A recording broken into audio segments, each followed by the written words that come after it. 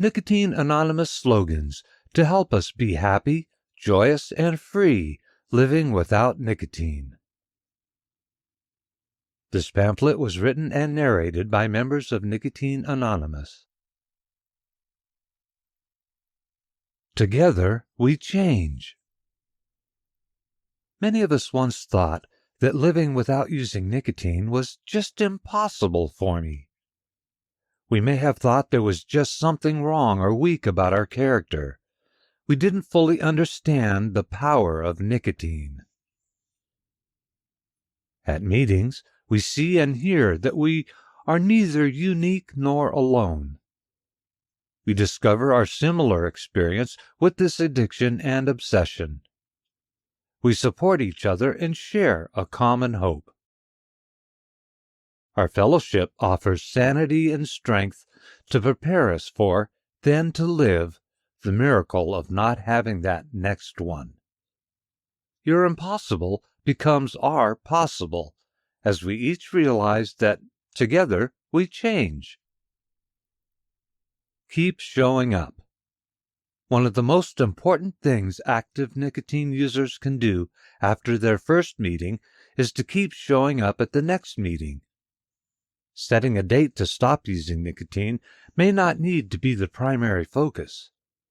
Since a common trait we often have is to hide behind the prop and/or smoke of a nicotine screen, showing up might be enough of a new behavior for the moment. When we keep showing up, we receive the shared courage and inspiration. Maybe for today we can't do the big thing, but if we're willing to do a little thing, we'll find hope we hadn't thought possible. Ask yourself, what am I willing to do for this moment? The answers create possibilities. Even old-timers can keep showing up and make fresh discoveries. Willingness is the key that opens new doors for all of us.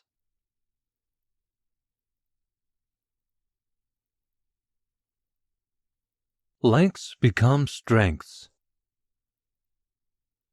For most of us, our relationship with nicotine has been deep and wide. That is why we must become willing to go to any length to get and remain nicotine-free. Often, just becoming willing shortens the length we need to go. Those areas where we would rather stop short are often where we need to stretch forward. Each of us has our issues. Each person decides for themselves. However, the more we stretch to a new length, the more strength we gain. First aid first. Whenever a craving threatens our life or a character defect jeopardizes our sanity, we respond by using this program's first aid first. By practicing the steps and using the tools that help us, meetings, phone list, literature, sponsor, and service, rather than the things that hurt us, we welcome the healing of recovery into our lives. To postpone it, phone it. We can postpone our usual reaction to a craving if we pick up a phone and talk about what we're experiencing. We make the call to our sponsor, a member of our fellowship, or anyone supportive we can reach. Waiting until we have done this first, we can then see how we feel. Using nicotine, we were visible but not always present. Using the phone, we can practice having conscious contact with others. When we let others offer this service, we help them enhance their recovery. Quick doesn't stick. This program isn't about instant gratification. Recovery is a process we practice and requires some letting go and some learning. Over time, we practice new behaviors in order to get new, lasting results. Recovery improves our ability to respond, to become responsible. As we accept this process rather than a quick fix, we see that with practice, we make progress. I'm a puff away from a pack a day. Even a puff can get the body caught up in craving cycles. We can then be drawn back into the mental obsession, thinking we have a need we must satisfy. We may have imagined the drag as just a pleasure we choose to enjoy. However, once we started a day with that first puff, we couldn't stop. This has been our real experience. A slip starts in our head before our hand reaches for the drug. If we romance it, we chance it. We must deal honestly with our sliding thoughts, or they will surely cause us to slip. We accept, even a puff can blow me away. Thank you, God, that I have known this smoke-free day to call my own. And tomorrow, this I pray, grant me one more smoke-free day. Choose faith over fear. As life offers change moment by moment, we are faced with a choice between faith and fear. We may be so used to just reacting to situations in one way that it doesn't seem we can choose our responses. Recovery teaches us that our behavior and attitude are choices. We can choose faith in a higher power instead of settling for dependence on a drug. With faith, we find the peace we sought but never found in all those packs we opened. Smoking is not an option. As nicotine addicts, we all had our list of excuses and rationalizations to use this drug. We may have believed that using was simply a choice we made. Nicotine addiction is powerful and cunning. It interfered with our thinking, so using it became an irrational, compelling response to any and all experiences. Over time, we discover the truth. Nicotine will not solve a single problem. With recovery, we learn healthier and more effective options than using nicotine. The more we work this program, the more we accept that smoking is not an option anymore. STOP equals simplify the options. When we get stressed, it is helpful to STOP and simplify the options. If we keep it simple, serenity can grace us. With serenity, we want to inhale only clean air. Simple is easier to maintain. Complicated either never gets started or eventually breaks down. Addicts tend to make things complicated, wanting to avoid certain simple truths. Recovery reminds us we can STOP and simply do the next right thing. This is a gentle program. Put a little prayer in your air. If a craving comes, put a little prayer in your air. If a shortcoming starts to lure, put a little prayer in your air. Pausing for even one deep breath can change your attitude, shift a fixated thought. Our breath is a constant connection to life and can be a way to have conscious contact with a higher power. Surrender allows change. Surrender in this program is not losing. Surrender is an acceptance, a release. As we let go, we find a deeper strength. When we surrender, we become willing to change. We might start by surrendering our excuses regarding showing up at meetings. Then, as we accept the first 3 steps, we begin to let go of the one-on-one battle we've been losing. If we have resistance to religion, surrender may allow us to come to our own understanding of God. Now, we can turn this nicotine obsession over to our higher power. We may ask, please make it easy for this weak addict. We can ask for the mercy that nicotine never gave us. With abstinence and time, the cravings lessen, but we also surrender to the truth that a desire may still arise.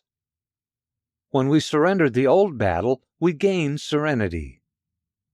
With a sense of calm, we make sane choices that can change our life. Prepare, practice, pray, progress. The experience shared at meetings helps prepare us. The 12 steps and the tools of the program help us practice. We pray to have conscious contact with our higher beliefs.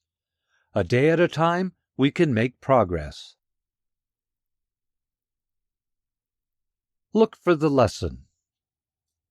If we consider accepting the events of our day as lessons, we can learn.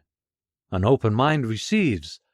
The lessons delivered to us today may be about either acceptance, courage, humility, compassion, or whatever issues we need to work on.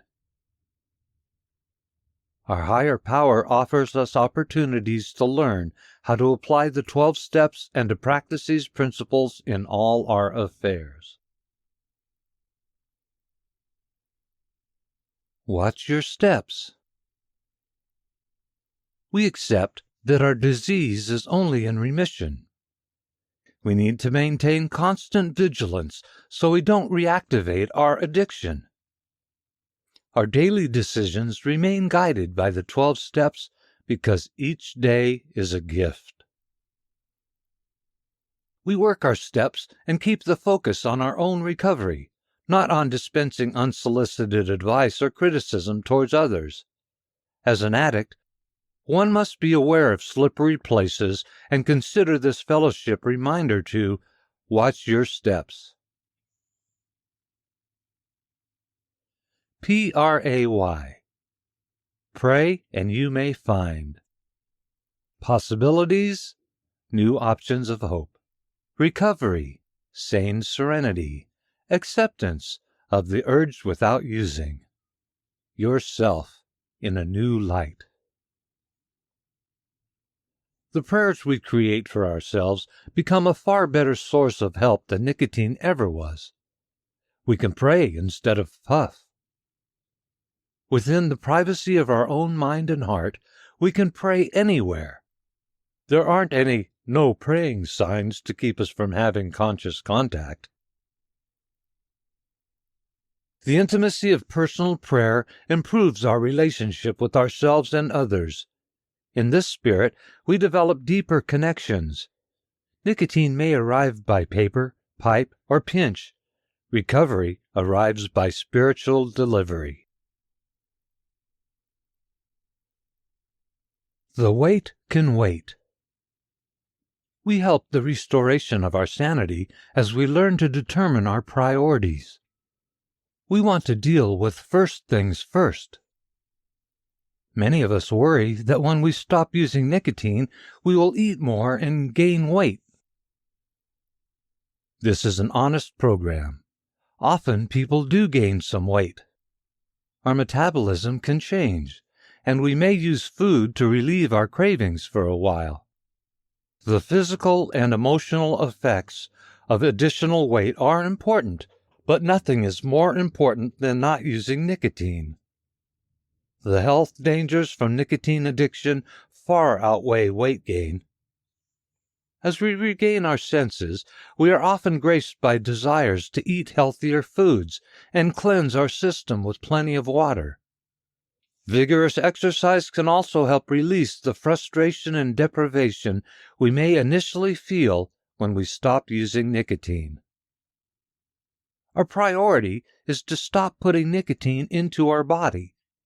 Then, many improvements become possible. So, in the beginning of our recovery, the worry about the weight can wait. Dealing with the feeling.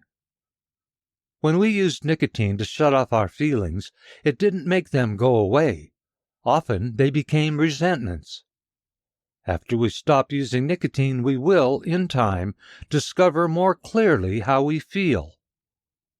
At first, however, emotions that were usually smoked away may now feel awkward, confusing, and even seem overwhelming. We often discover we now feel differently about some things. Feelings like anger and sadness can be clear signals that a situation needs to be addressed. With the courage we ask for in the Serenity Prayer, we move forward, dealing with the feeling. Recovery also provides us with the opportunity to feel new joys. An ongoing gratitude for this new freedom is an exhilarating experience.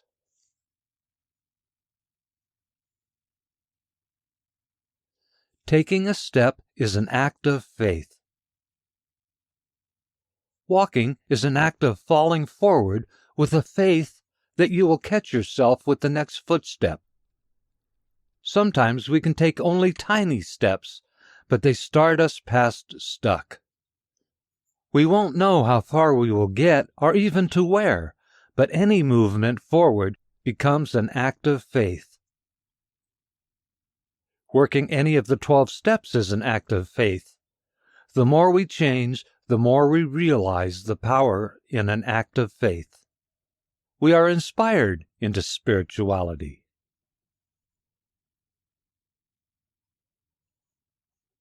Don't look to graduate. Relapsing is an all too common experience. We've found it wise not to seek comfort in the thought that it would be impossible for us to ever use again. We realize remaining humble works best. The shared stories about relapses help remind us of the terrible price we'll pay if we misjudge the power of this cunning drug. We appreciate that we belong to an ongoing fellowship that offers support and the opportunity to serve. We look to be grateful rather than to graduate.